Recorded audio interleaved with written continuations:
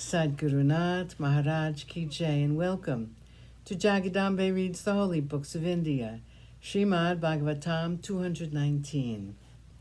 As you may remember, Shakuntala insisted on it being a proper marriage. I know that you're not for it, that you do not approve of all the fuss I'm making, but you should forgive me, since it is Dharma that I want. Dushanta agreed to everything she said.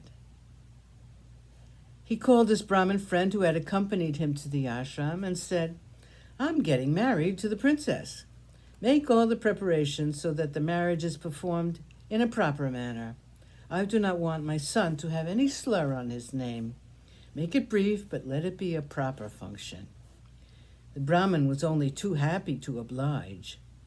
The king was soon ready for the ceremony, and soon he took the hand of the lovely woman Shakuntala, and they were proclaimed man and wife. The king spent some time with her, and then it was time for him to go. He told her, "As soon as I reach the city, I will dispatch an army consisting of elephants and horses. I will send palanquins, and my kinsfolk will come and take you back to the city. Attendants will be there, and they will come for you. I have to go back in a hurry. I will also come with the entourage and take you home with me, to your home, to the city over which you will be queen. I promise you, it will only be a short time before I come again for you." The king took her in his arms and embraced her again and again. He took her hand in his and promised to send for her soon. His smiling face was asking her to let him go. Shakuntala went round him and with tears in her eyes fell at his feet. He lifted her up and comforted her, saying, "Do not weep, my queen. It is only for a while that we are parted. I will come very soon. I swear on all the punya that I have accumulated that I will be here soon." Even as he was saying so, the king pictured in his mind's eye the coming of Kanva. Kanva is a rishi rich in tapas. I wonder what he will do to me when he hears of this act of mine. I have come here and taken his daughter without his consent and his good wishes. I am afraid.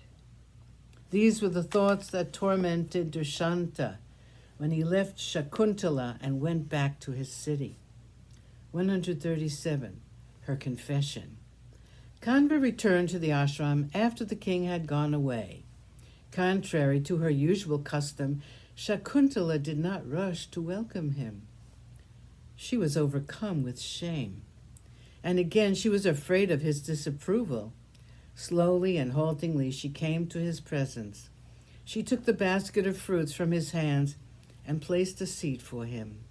She brought water for washing his feet. As she was washing them, she spoke not a word, nor did she raise her eyes from the ground. Silently she sat there without speaking a word, and it was out of fear and shame. She felt that she had done something very wrong, and she was afraid of his censure.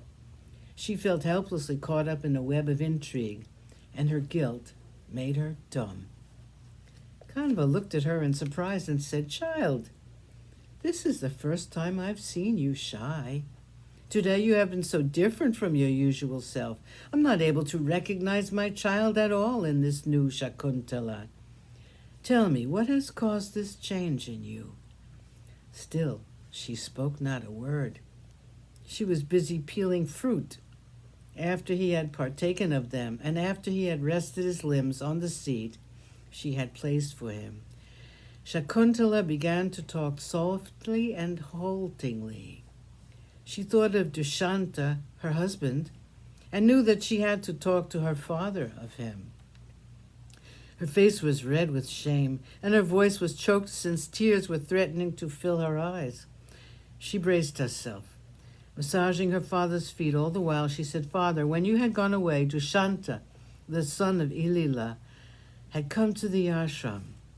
I think it was fate which brought him, since I chose him to be my lord from the moment I saw him. He took me, Father. I fall at your feet. Please do not be angry with me. With the power of your tapas, you're able to see everything with your inner eye. I do not have to tell you in detail what happened. Sadhgurunath Maharaj Ki Jai. Thank you for coming. I hope you come again.